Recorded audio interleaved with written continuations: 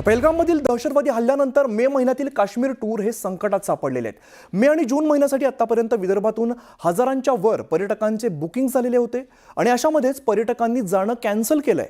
तर ट्रॅव्हल एजंटचे सुमारे 5 कोटींचं यामध्ये नुकसान होण्याचा अंदाज वर्तवला जातोय।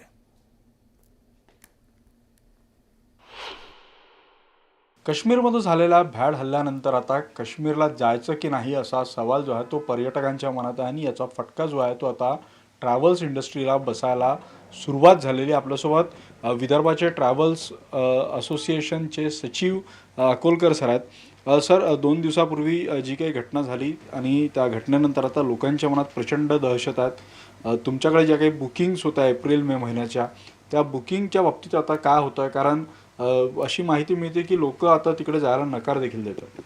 बरोबर आहे। हा जो परवा भ्याड हल्ला झालेला आहे त्याच्यामध्ये नाहक बळी गेलेले जे टुरिस्ट होते तिथे किंवा तिथले सिव्हिलियन्स होते, हा एक फार मोठा सेटबॅक आहे टुरिझम इंडस्ट्रीला आणि कोणीही जीवाच्या वर काही टुरिझम करणार नाही।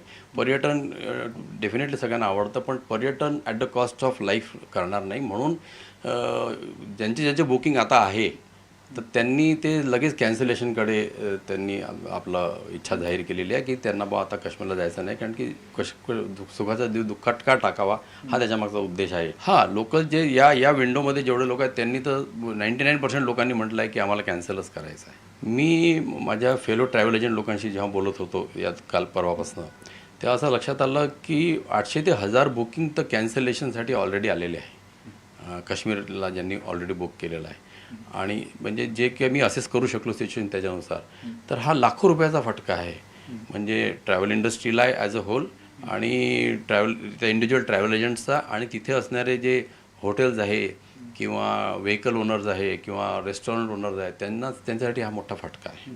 डेफिनेटली सरकारकडून माझी अपेक्षा आहे की त्यांनी जर काही ठोस पावलं उचलली, ठोस प्रत्युत्तर दिलं, काहीतरी चांगले स्टेप्स घेतल्या जे मला वाटतं सरकार घेईल आहे, ते जर घेतलं तर तिथली परिस्थिती जर छानपणे निवडली किंवा आटोक्यात आली किंवा कंट्रोल झाली आणि पूर्ववत जर झालं तर मला वाटतं नेक्स्ट सीझनपासनं काश्मीर पूर्ववत होईल असं मला वाटतं। नक्कीच आपण पाहतोय की काश्मीरच्या हल्ल्यानंतर आता जे विदर्भातून पर्यटनासाठी या उन्हाळ्यातल्या नागपूरच्या आणि विदर्भातल्या गरमीच्या पासून बचाव करण्यासाठी काश्मीरला जाणार होते, त्यांना आता आपले प्लॅन जे आहेत ते एकतर रद्द करावे लागणार आहे किंवा रिशेड्यूल करावे लागणार आहे, कारण तिथं उत्पन्न झालेली स्थिती जी आहे ती या सगळ्या गोष्टींसाठी जबाबदार असणार आहे। व्हिडिओ जर्नलिस्ट प्रशांत मोहितेसह उदय तिमांडे, न्यूज 18 लोकमत, नागपूर।